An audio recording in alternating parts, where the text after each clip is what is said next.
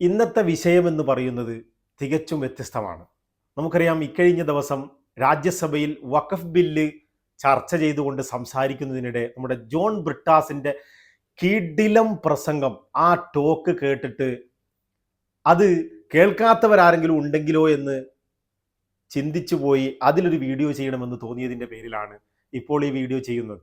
ഏതായാലും നമുക്കറിയാം, ഇപ്പോൾ ഈ വഖഫ് ബില്ല് ചർച്ച ചെയ്യുമ്പോൾ സംഘപരിവാര ഭരണകൂടങ്ങൾ, പ്രത്യേകിച്ച് നമ്മുടെ കേരളത്തിൽ നിന്ന് പോയ സുരേഷ് ഗോപി ചേട്ടൻ ഒക്കെ ക്രിസ്ത്യാനികളെ വല്ലാതെ ഇങ്ങനെ വാരി പുണരുന്നുണ്ട്. അവരെ ഇങ്ങനെ ചേർത്ത് പിടിച്ചുകൊണ്ട് കേരളത്തിലെ ഈ മുനമ്പം വിഷയമൊക്കെ പറഞ്ഞുകൊണ്ട്, അതുകൊണ്ടാണ് ഈ വഖഫ് ബില്ല് നമ്മൾ കൊണ്ടുവരുന്നത് എന്നൊക്കെ പറഞ്ഞ് കളവുകൾ, പച്ച കള്ളത്തരം പറഞ്ഞുകൊണ്ട് ക്രിസ്ത്യാനികളെ പറ്റിക്കുന്ന, ചതിക്കുന്ന, ആ ചതിയിലൊക്കെ വീണുപോകുന്ന പലരുമുണ്ട്. നമുക്കറിയാം, ഈ സുരേഷ് ഗോപി തന്നെ കേരളത്തിൽ നിന്ന് ഇപ്പോൾ തൃശ്ശൂരിൽ നിന്ന് വിജയിക്കുന്ന സമയത്ത് പൊന്നാടയോ മറ്റോ അണിയിച്ചതിൻ്റെ പേരിൽ പെട്ടുപോയ ക്രിസ്ത്യാനികളായ സുഹൃത്തുക്കളുണ്ട്, പാവങ്ങൾ. നമുക്കറിയാം, ദിവസങ്ങൾ കഴിഞ്ഞിട്ടില്ല, പിന്നെ ഉത്തരേന്ത്യയിൽ നിന്നും മറ്റുമൊക്കെ ആയിരക്കണക്കിന്, ഈ മണിപ്പൂരിൽ നിന്ന് ആയിരക്കണക്കിന് ക്രിസ്ത്യാനികളെ കൊന്നൊടുക്കുവാൻ ഈ സംഘപരിവാര ശക്തികൾ മുന്നിട്ടിറങ്ങുവാൻ എന്നുള്ളതാണ്. ഈ വിഷയം പറഞ്ഞുകൊണ്ട് ജോൺ ബ്രിട്ടാസ് നടത്തിയ കിടിലൻ പ്രസംഗമുണ്ട്. അതിൻ്റെ അല്പഭാഗം നമുക്ക് രണ്ട് ക്ലിപ്പുകൾ കാണിക്കേണ്ടതുണ്ട്. ആദ്യം ഈ ക്രിസ്ത്യാനിയുടെ വിഷയത്തിൽ ജോൺ ബ്രിട്ടാസ് നടത്തിയ പ്രസംഗം നമുക്കൊന്ന് കേൾക്കാം. ഈ രാജ്യത്ത് ഇവിടെ നടന്നിരിക്കുന്ന ചർച്ചകൾ നോക്കുക. ക്രിസ്ത്യാനികളുടെ പേരിൽ മുതലക്കണ്ണീർ ഒഴുക്കുന്നവരുണ്ട്. ഇവിടെ ക്രിസ്ത്യാനികളുടെ പേരിൽ മുതലക്കണ്ണീർ. ഓരോ ദിവസവും ക്രിസ്ത്യാനികൾക്കെതിരെ ഉത്തരേന്ത്യയിൽ ആക്രമണം നടന്നുകൊണ്ടിരിക്കുകയാണ്. ഇന്നും ജബൽപൂരിൽ ക്രിസ്ത്യാനികൾക്കെതിരെ ആക്രമണം നടക്കുന്നു. കഴിഞ്ഞ വർഷം മാത്രം 700 ആക്രമണങ്ങളാണ് ക്രിസ്ത്യാനികൾക്കെതിരെ നടന്നത്. മണിപ്പൂരിൽ 200-ലേറെ പള്ളികൾ ഇവരെ കത്തിച്ചു. സാർ, ഇവരിപ്പോ കഴിഞ്ഞ 2-3 ദിവസമായിട്ട് ഈസായി ക്രിസ്ത്യാനി കേരള മുനമ്പം എന്ന് പറയുന്നുണ്ടല്ലോ സാർ. സ്റ്റാൻ സ്വാമിയെ മറക്കാൻ പറ്റുമോ സാർ? പാർക്കിൻസൺസ് രോഗം വന്ന് ഒരു തുള്ളി വെള്ളം കഴിക്കാൻ കഴിയാതെ ഒരു സ്ട്രോയ്ക്ക് വേണ്ടി കരഞ്ഞ മനുഷ്യൻ, ആ മനുഷ്യനെ നിങ്ങൾ ജയിലിലിട്ട് കൊന്നില്ലേ? ഗ്രഹാം സ്റ്റേറ്റ്സിനെ മറക്കാൻ പറ്റുമോ? ചുട്ടുകൊന്നില്ലേ? മക്കളോടൊപ്പം ചുട്ടുകൊന്നില്ലേ? ഇപ്പോഴും ആക്രമണം നടക്കുകയല്ലേ ചെയ്യുന്നത് സാർ? ബൈബിളിൽ ഒരു കഥാപാത്രമുണ്ട് സാർ, 30 വെള്ളിക്കാശിന് യേശു ക്രിസ്തുവിനെ ഒറ്റിക്കൊടുത്തത്. അങ്ങനെയുള്ള കഥാപാത്രങ്ങളാണ് ചിലരിവിടെ ഇരിക്കുന്ന ആൾക്കാർ. കഴിഞ്ഞ ദിവസം പുരുഷന്റെ പേരിലും ക്രിസ്ത്യാനി എന്നും പറഞ്ഞ ആൾക്കാരുണ്ട്. അവർ യഥാർത്ഥത്തിൽ യേശു ക്രിസ്തുവിനെ ഒറ്റുകൊടുത്ത യൂദാസിന്റെ പതിവിലകരിക്കുന്നതാണ് സാർ. കഴിഞ്ഞ ദിവസം ഇവിടെ ഞങ്ങള് ഒരു സിനിമയെ കുറിച്ച് പറഞ്ഞു. എന്തായിരുന്നു സിനിമ സാർ? എമ്പുരാൻ സിനിമയിൽ കഥാപാത്രമുണ്ട്. ആരാന്നറിയോ സാർ? മുന്ന. ആ മുന്നയെ ഇവിടെ കാണാം. ഈ BJP ബെഞ്ചുകളിൽ ഒരു മുന്നയെ കാണാം. ഈ മുന്നയെ തിരിച്ചറിയും, മലയാളി തിരിച്ചറിയും, കേരളം തിരിച്ചറിയും. അതായത് രാജ്യത്തുടനീളം ക്രിസ്ത്യാനികൾക്കെതിരെ അതിശക്തമായ ആക്രമണങ്ങൾ അയച്ചുവിടുകയും, അതായത് കഴിഞ്ഞ വർഷം തന്നെ 700 ആക്രമണങ്ങളാണ് ഈ ക്രിസ്ത്യാനികൾക്കെതിരെ ഈ ഹിന്ദുത്വവാദികൾ, അതായത് ഇവിടുത്തെ സംഘികൾ എന്നറിയപ്പെടുന്ന സംഘപരിവാര ശക്തികൾ അയച്ചുവിട്ടിരിക്കുന്നത്. 200 പള്ളികളോളം ക്രിസ്ത്യാനികളുടേത് തകർത്തു എന്നുള്ളതാണ്. നമുക്കറിയാം, മണിപ്പൂരിലെ എന്തൊക്കെ സംഭവ വികാസങ്ങളാണ്. സ്ത്രീകളെ ബലാത്സംഗം ചെയ്യുകയും ആരാധനാലയങ്ങളും വീടുകളും കത്തിച്ചുകൊള്ളുകയും ഒക്കെ ചെയ്തുകൊണ്ട് എന്തൊരു ആക്രമണങ്ങളാണ് അവിടെയൊക്കെ ഈ സംഘപരിവാര ശക്തികൾ നടത്തിയിട്ടുള്ളത്. എന്നിട്ടാണ് ഇങ്ങനെ കേരളത്തിൽ വന്ന് ക്രിസ്ത്യാനികൾക്ക് വേണ്ടി മുതലക്കണ്ണീർ ഒഴുക്കുന്നത്. മുനമ്പം വിഷയം, അവിടെ വീട് നഷ്ടപ്പെടില്ലെന്നും അതിനുവേണ്ടി വഖഫ് ബില്ല് പാസാക്കി എന്നൊക്കെ പറഞ്ഞുകൊണ്ട് ഇത്തരത്തിൽ ഒരു പ്രവർത്തന രീതിയിൽ ഉത്തരേന്ത്യയിലും മറ്റുമൊക്കെ ഒന്ന് ചെയ്യുകയും, കേരളത്തിൽ യാതൊന്നും ചെയ്യാൻ കഴിയാത്ത സംഘപരിവാര ശക്തികൾ ക്രിസ്ത്യാനികളെ കൂട്ടുപിടിക്കുവാൻ വേണ്ടി കളവ് പറഞ്ഞു പ്രചരിപ്പിക്കുകയും ചെയ്യുന്നതിനെതിരെ കണക്കുകൾ നിരത്തിയുള്ള ജോൺ ബ്രിട്ടാസിന്റെ ഈ പ്രസംഗം നല്ല കിടിലൻ പ്രസംഗമായി എന്ന് തന്നെ പറയാതെ വയ്യ. ഏതായാലും അദ്ദേഹം കണക്കുകൾ കൃത്യമായി നിരത്തിക്കൊണ്ട് ഓരോന്നോരോന്ന് എടുത്തു പറയുന്നത് കാണുമ്പോൾ സുരേഷ് ഗോപിക്ക് മറുപടിയൊന്നും കാര്യമായില്ല. സിനിമാ സ്റ്റൈലിൽ എഴുന്നേറ്റ് നിന്നുകൊണ്ട് ഇങ്ങനെയൊക്കെ കാണിച്ചു എന്നല്ലാതെ പറയാൻ കാര്യമായി പോയിന്റുകളൊന്നുമില്ല. അതും ഇവിടെ ഈ ജോൺ ബ്രിട്ടാസ് പറയുന്നുണ്ട്. കേരളത്തിന് ഒരു തെറ്റ് സംഭവിച്ചു, തൃശ്ശൂരിൽ നിന്ന് നമ്മുടെ ഈ ഗോപിയെ വിജയിപ്പിച്ചു, അതും തുടച്ചു നീക്കുമെന്ന് പറയുന്നത് അതൊന്ന് കേൾക്കാം. മാറ്റി നിർത്തി ഒരാളെ ജയിച്ചിട്ടുണ്ട്. ഞങ്ങൾ നിയമത്തെ അക്കൗണ്ട് പൂട്ടിച്ച പോലെ വൈകാതെ തന്നെ ആ അക്കൗണ്ട് ഞങ്ങൾ പൂട്ടിക്കും. ഒരു തെറ്റ് പറ്റി മലയാളിക്ക്, ആ തെറ്റ് ഞങ്ങൾ തിരുത്തും വൈകാതെ, പേടിക്കണ്ട സർ. മസ്ജിദ് മറച്ച് മൂടിയിടുന്നത് പോലെ കേരളത്തിലെ ഒരു ആരാധനയും മറക്കേണ്ടി വരില്ല.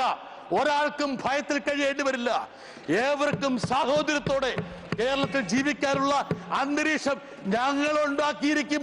അവിടെ ഉണ്ട്, അത് നിലനിർത്താൻ ഞങ്ങൾക്കറിയാം. ഇപ്പോൾ നിങ്ങൾ ക്രിസ്ത്യാനികളുടെ മുകളിൽ മുതലക്കണ്ണീർ ഒഴുക്കുമ്പോൾ ആ ഒരു കള്ളം കണ്ടറിയാനും തിരിച്ചറിയാനുള്ള കഴിവ് മലയാളിക്കുണ്ടെന്ന് മനസ്സിലാക്കുക. ഈ ബില്ലിൽ നിങ്ങൾ ഊന്നുമ്പോൾ മുനമ്പം എന്ന് പറയുന്നു. എത്രയോ പതിനായിരക്കണക്കിന് ആൾക്കാരെ നിങ്ങൾ ആട്ടിപ്പായിച്ചു. ഉത്തരേന്ത്യയിൽ നിന്ന് 50,000-ലേറെ ആൾക്കാരാണ് മണിപ്പൂരിൽ അഭയാർത്ഥികളായി കഴിയുന്നത്. എത്രയോ ആൾക്കാർ രാജ്യം വിട്ടു. നിങ്ങൾക്ക് അവരെ കുറിച്ചൊന്നും പറയാനില്ല. എത്രയോ പള്ളികൾ തകർത്തു. നിങ്ങൾ എമ്പുരാനിലെ മുന്നയാണ്. അതാണ്, അവിടെയാണ് ഒരു തെറ്റ് മലയാളിക്ക് പറ്റി, എന്നാൽ അത് വൈകാതെ തിരുത്തും, തുടച്ചു നീക്കും. ഒരു സീറ്റ് പോലും ഇല്ലാതെ കേരളത്തിൽ നിന്ന് സുരേഷ് ഗോപിയെ തുടച്ചു നീക്കിക്കൊണ്ട് ആ സീറ്റും പൂട്ടും എന്ന് തന്നെയാണ് വളരെ ശക്തമായി ഈ പ്രസംഗത്തിനൊടുവിൽ ജോൺ ബ്രിട്ടാസ് പറയുന്നത്. സുരേഷ് ഗോപിയെ തെരഞ്ഞെടുത്തത് മലയാളിക്ക് പറ്റിയ ഒരു തെറ്റ് തന്നെയാണെന്ന് അന്ന് വോട്ട് ചെയ്ത ക്രിസ്ത്യാനികൾക്കും ഹിന്ദുക്കൾക്കും ഇനി മുസ്ലിമീങ്ങൾ വോട്ട് ചെയ്തിട്ടുണ്ടെങ്കിൽ അവർക്ക് പോലും മനസ്സിലായി കാണുമെന്ന കാര്യത്തിൽ യാതൊരു സംശയവുമില്ല. ഇദ്ദേഹം കരുതുന്നത് നമുക്കറിയാം. ഈ കഴിഞ്ഞ കാലങ്ങളിലൊക്കെ അദ്ദേഹത്തിൻ്റെ ചില പ്രവർത്തനങ്ങൾ യൂട്യൂബേഴ്സിനും ചാനലുകാർക്കും ജനങ്ങൾക്ക് ചിരിക്കാൻ ഒരു വീഡിയോ ഉണ്ടാക്കാൻ കാരണമായി എന്നല്ലാതെ ഇദ്ദേഹത്തിൻ്റെ ഓരോ പ്രവർത്തനങ്ങൾ കേൾക്കുമ്പോൾ എന്ത് സംസാരിക്കണമെന്നോ എന്ത് പറയണമെന്നോ അറിയാത്ത ഒരു സിനിമയാണ് ജീവിതമെന്ന് കരുതുന്ന, ഇപ്പോൾ ഈ രാജ്യസഭയിൽ പോലും എഴുന്നേറ്റ് നിൽക്കുമ്പോൾ അദ്ദേഹം ഭരചന്ദ്രൻ കളിച്ചുകൊണ്ടാണ് പലപ്പോഴും സംസാരിക്കുന്നത്. പോയിന്റുകൾ കുറവാണ്, പക്ഷേ ശൈലിയും ആ സിനിമാ രീതിയും ഒക്കെ അദ്ദേഹത്തിൽ നിന്ന് വിട്ടുപോകുമെന്ന് തോന്നുന്നില്ല. ഏതായാലും അദ്ദേഹത്തെ വ്യക്തിഹത്യ ചെയ്യാനൊന്നും ഞാൻ ആഗ്രഹിക്കുന്നില്ലെങ്കിലും മലയാളിക്ക് പറ്റിയ ഒരു വലിയ തെറ്റാണെന്ന് ജോൺ ബ്രിട്ടാസ് പറഞ്ഞ പോലെ അത് വൈകാതെ തിരുത്തുമെന്ന കാര്യത്തിൽ യാതൊരു സംശയവുമില്ല. അത് അടുത്ത പ്രാവശ്യം നമുക്ക് കാത്തിരുന്ന് കാണാവുന്നതാണ്. അതുപോലെ ഇവിടെ മറ്റൊരു വിഷയം എന്ന് പറയുന്നത് ഈ ജോൺ ബ്രിട്ടാസ് എടുത്ത് കാണിച്ച ഈ ക്രിസ്ത്യാനികളെ, ഒരുപക്ഷെ എനിക്ക് തോന്നുന്നു ഈ മുസ്ലിമീങ്ങൾക്കെതിരെ ഉത്തരേന്ത്യയിൽ നമുക്കറിയാം വളരെ ശക്തമായ ആക്രമണങ്ങൾ ഈ സംഘപരിവാര ശക്തികളുടെ പക്കൽ നിന്ന് വരുന്നുണ്ട്. എന്നാൽ മുസ്ലിമീങ്ങളെക്കാൾ കൂടുതൽ ആക്രമണങ്ങൾ ഒരുപക്ഷെ ഈ ക്രിസ്ത്യാനികൾക്കെതിരെയാണ് ഇവർ നടത്തുന്നത് എന്നുള്ളതാണ്. അത്തരത്തിൽ മണിപ്പൂരിലും മറ്റുമൊക്കെ നടന്ന, യു പിയിലും മറ്റുമൊക്കെ നടക്കുന്ന സംഭവങ്ങൾ പലതും പുറത്തു വരാതെ പോലും പോകുന്നുണ്ട്.